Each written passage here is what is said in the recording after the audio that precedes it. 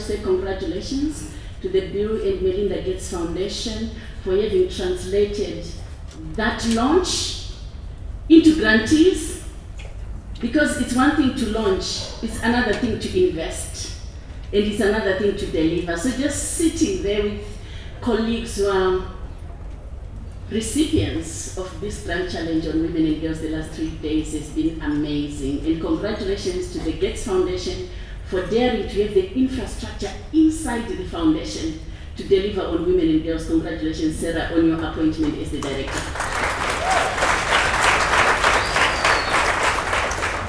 The last 10 years, the last 15 years, I've worked on issues of global health, seeking to have every woman, every child, to have a life, and a life with opportunities, and a healthy life. I was asking for accountability. Accountability to women, accountability to young people. It was exciting to be part of following that conversation on how can we invest in having every child survive. And we said survival is not enough. We need all our children to thrive. I want our babies to shine. I want our babies to prosper.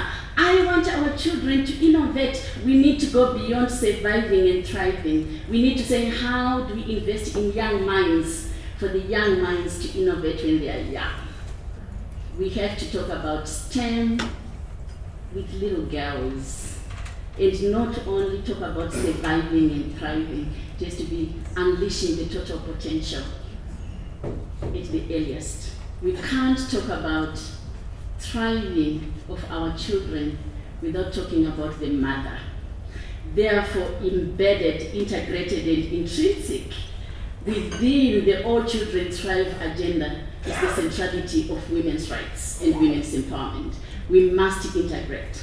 First, it's actually strange that the world is not maximizing on 50% of its human potential by not investing in women and girls. Because women and girls are 50% of the population.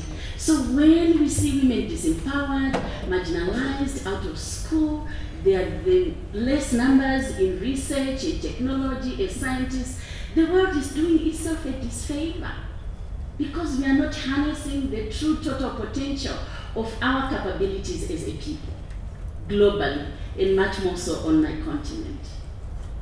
I challenge us today, I invite us today to invest in young girls and in young women, and to innovate with them, because that's how you open the mind of creativity in ways where we can unleash potential. So we survive, we thrive, but unleash the potential of the young people, especially the girls. STEM is critical. I still am to forgive my deputy headmaster, Mr. Mapengo, who told me that I looked frail, I looked village too much, and therefore I was looking nervous. So even if I had the right grades, he refused to give me math and physics, and said I should do Shona, English and history.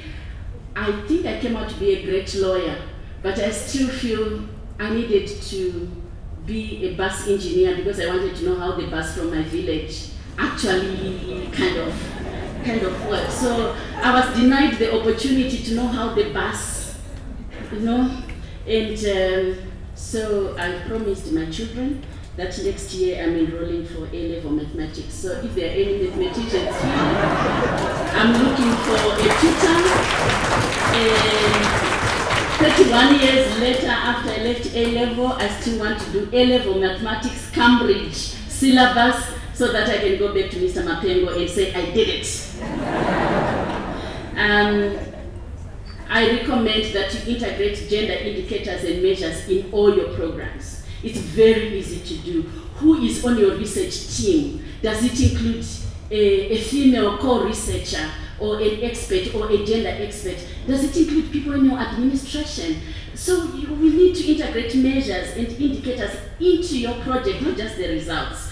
We need to insist that the grant challenges on women and girls is not put on the corner and say, oh, women and girls issue, go to the grant challenge on women and girls. The grant challenge on women and girls should develop the learnings and the knowledge that feeds into the rest of the grant challenges family, global, because that is what it is meant to be.